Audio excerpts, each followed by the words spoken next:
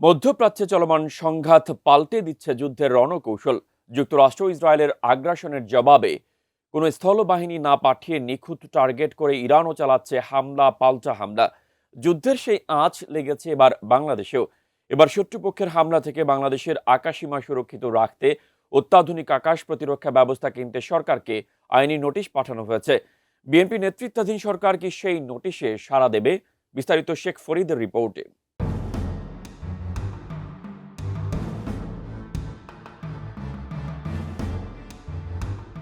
জাতীয় নিরাপত্তা ও সার্বভৌমত্ব রক্ষায় অবিলম্বে অত্যাধুনিক আকাশ প্রতিরক্ষা ব্যবস্থা ক্রয় করতে সরকারকে আইনি নোটিশ পাঠানো হয়েছে।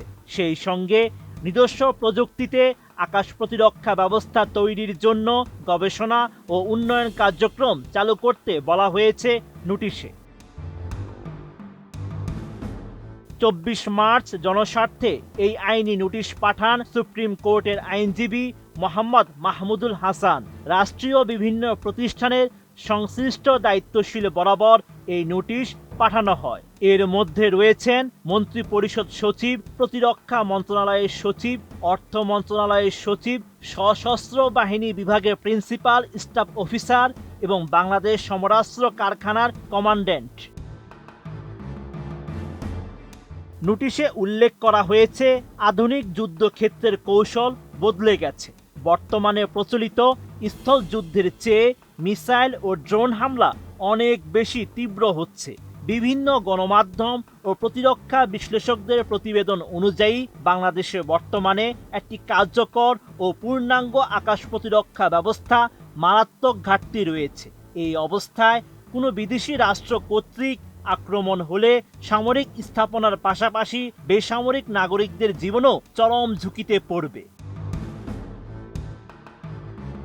নতুন বাংলাদেশ গড়তে এলো জুলফিকার স্টিল। জুলফিকার স্টিল, ইস্পাত দৃঢ় অঙ্গীকার।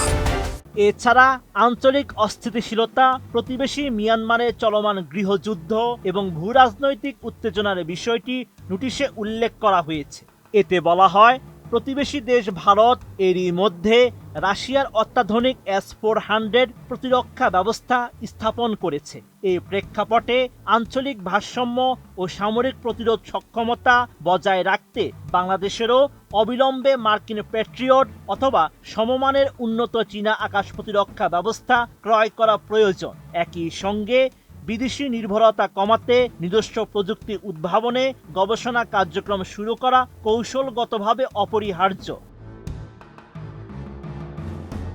সংবিধানের 31 ও 32 অনুচ্ছেদের কথা উল্লেখ করে নোটিশে বলা হয়, নাগরিকদের জীবনের অধিকার এবং আইনের আশ্রয় লাভের অধিকার নিশ্চিত করা রাষ্ট্রের সাংবিধানিক দায়িত্ব। দেশের আকাশসীমা প্রতিরক্ষাহীন রাখা সরকারের সাংবিধানিক কর্তব্যের চরম অবহেলা এবং জনগণের মৌলিক অধিকারের সরাসরি লঙ্ঘন।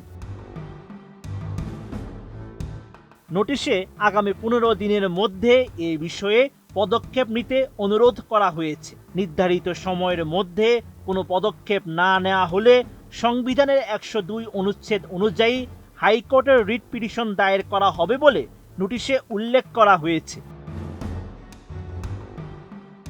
Sheikh Farid, ATN news.